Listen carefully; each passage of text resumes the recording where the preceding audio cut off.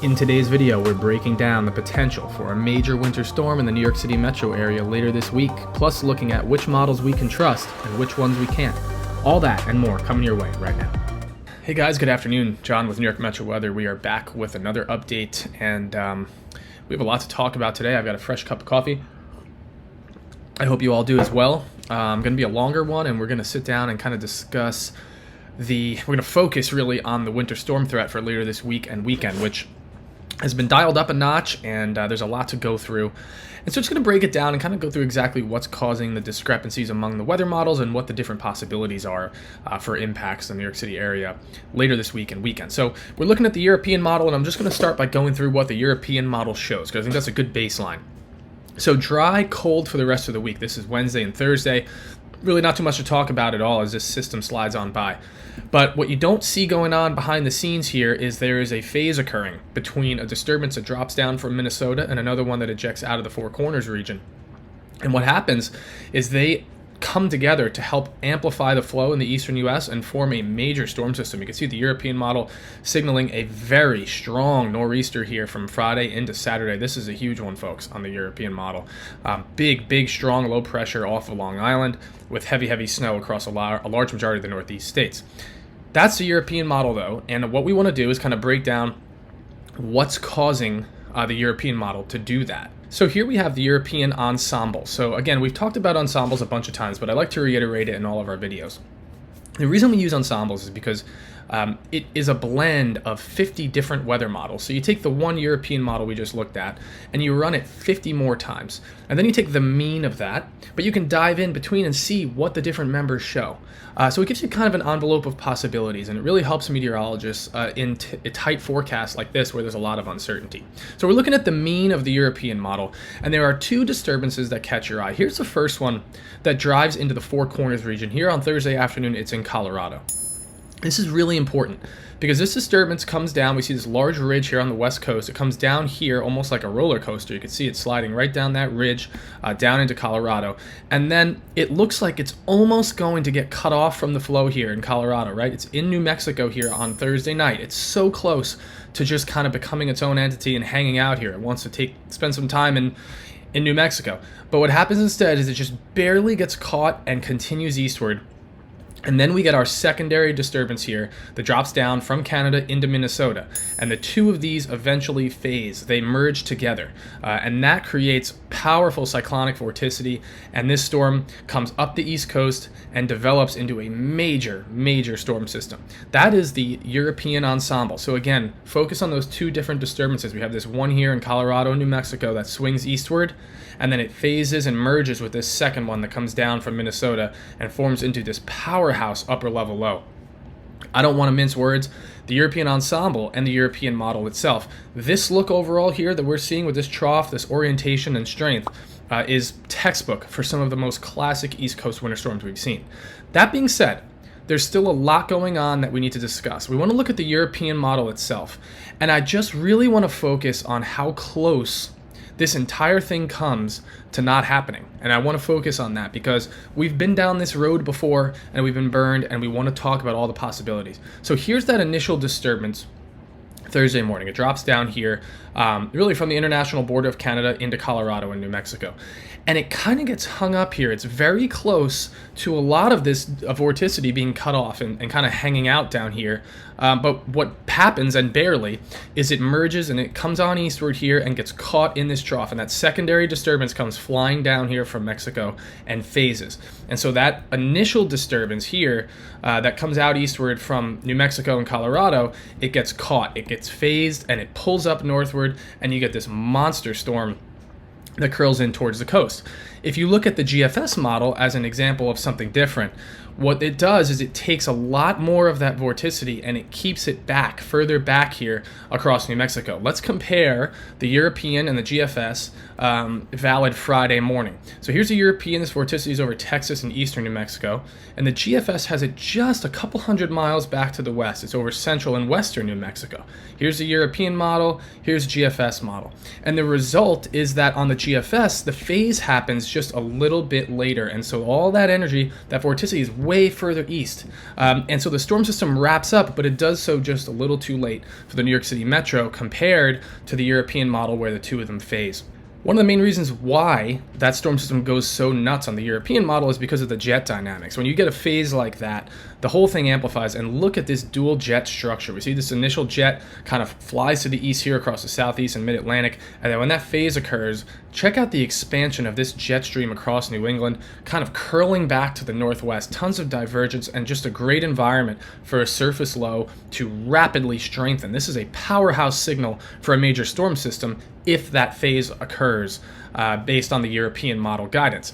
Checking out the, when you look at the operational run and see exactly what goes on aloft though, here's that phase again, comes down, and look at the upper level low that slides into the mid-Atlantic coast and cuts off. That's associated right underneath that area of divergence. Just a beautiful setup for a rapidly strengthening storm system. So with that being said, I want to take a look at the ensembles because we talked about all those 50 different members, right? We know the difference between the GFS and let's look at the ensembles and take a look at where they are when it comes to the European model. We know that there are 50 different members, and we see the European model here. This is valid Friday night into Saturday morning. So still quite a bit of spread on these ensembles. A couple of them are here close to the coast. There's a nice cluster of them closer to the coast, but there's still some spread out to the east. And these couple hundred miles are going to make a huge difference. As we roll it forward now to Saturday around noon, we can see that the large majority of them here are clustered just south and east of Long Island, which would be a position that would produce a significant winter storm for a large part of the New York City Metro. But there's still some of them that are well south and still some of them that are well east. A couple of them are even further west, tucked in closer to the coast. But it does appear on the European ensemble that there's a consensus developing for the storm to be closer to the coast.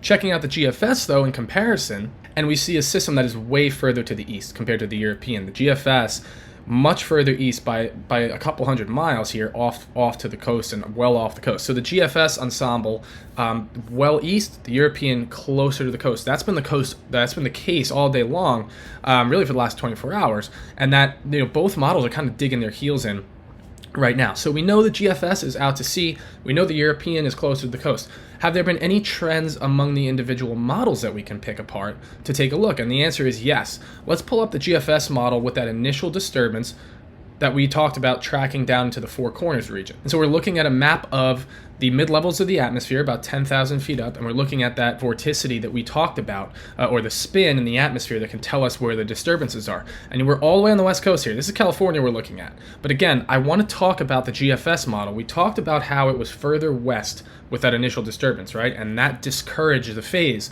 Look at the last 4 runs of the GFS model, though. Here's the trend. It's further and further east. So it's moved this disturbance further east over the last 4 model runs. This model run right here goes back to yesterday afternoon, and then here's the most recent GFS model run as of this afternoon. And so these are not insignificant changes. Every time the model comes a little further east, here we go, here's yesterday, last night, this morning, today. Every time it comes a little further east, you're getting closer and closer to showing a phase. If we look at this on a national scale, we see that the model is closer now to a phase of these 2 disturbances than it has been in the last couple of days. The GFS is teetering right on the edge of looking like the European model. And so that's something to keep in mind. I think we want to watch the trends. How does the European model trend, right? Right now it's showing a major storm, but is it trending any direction? The GFS, we just told you, is kind of maybe giving a slight nod to the European guidance each run as we get closer and closer. So this is the stuff that we need to watch as we move through the next couple of days. Let's look at the European ensemble snowfall though, because this is a feature that we can look at those 50 ensemble members and take a look as to what they show. And boy, this is a lot different than what we looked at yesterday. If you have 50 ensemble members and they're lighting up pink like this, the signal is strengthening for a significant storm. And verbatim, the mean of all these members is close to a foot of snow in the New York City Metro. If we pick through these, there's very few that completely miss. There's one here, maybe 3, 4, 5. 5 of them completely missed the New York City area. The large majority of these other ones are producing significant snowfalls at Central Park, and I think that's an important thing to note as we move forward. So again, to summarize, that's where we are right now. We have the GFS further out to sea, but maybe trending towards the European model a little bit,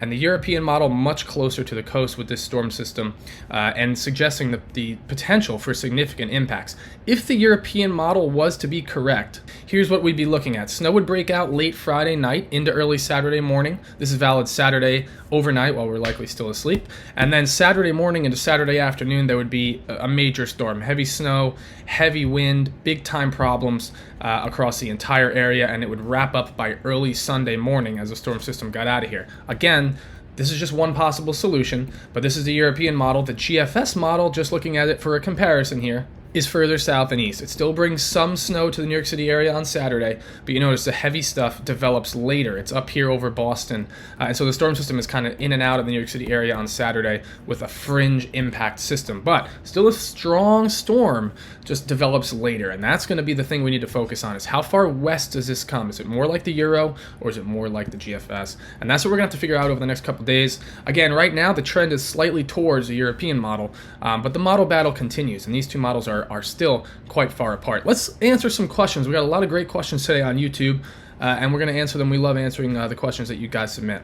One of the first questions we got is, does this still look like an I-95 coastal storm, or is there some threat as to whether or not it's going to be an inland runner? I think we can take inland runner off the table. The main question at this point is whether this is going to be a graze and a skim shot for New York City, or if it's going to come back further west like these ensemble members and really hit the New York City area with significant snow. That's the difference. There are really two camps here. We have the western camp and the eastern camp on these ensembles. There's really no camp that drives this way into the interior so that it would miss New York City and be an interior Pennsylvania or upstate New York storm. So I think we can take interior off the table. It's really whether it's going to be a hit for New York or a storm that goes further out to sea. That's the main question. We also got a lot of questions about the quality of the snow, which I think is a really cool question. Is it going to be a light snow or a heavier, wetter snow? And that's a really tough one to answer right now. If we're going to go out on a limb a little bit and make the assumption that the storm's going to hit us and impact us, it does look like it would be a lighter or more fluffy snow, at least as long as the storm doesn't come way close to the coast. As of now, the New York City metro area is kind of right on the fringes, and what you get a lot on the fringes are colder temperatures and better snow ratios. And so what that produces are better snowflakes. We call them dendrites. And they're kind of like the classic snowflake that you see a lot on, postcards or whatever. And those type of snowflakes accumulate better, and they're lighter and fluffier. And so I really, really believe that this looks like a lighter snow as of now. But then again, if the storm trends closer to the coast, it could suddenly become a situation where we have wetter snow to deal with. Another great question stemmed from the quality of the weather models and the trends of the weather models. So do we value the GFS or the Euro more? And which one is more accurate, or what are the major differences? The European weather model is largely considered to be the most accurate weather model that we have to work with. It definitely has the best initialization scheme, so it initializes, the model starts with the best conditions, and it performs quite well globally. However, it does have its own downfalls. I mean, it's not perfect. It's a weather model simulation. And so the answer to kind of both of those questions is we need to look at both of them independently. We know that the European model is accurate, we know it does well, but sometimes it tends to blow up these storms too quickly and too close to the coast.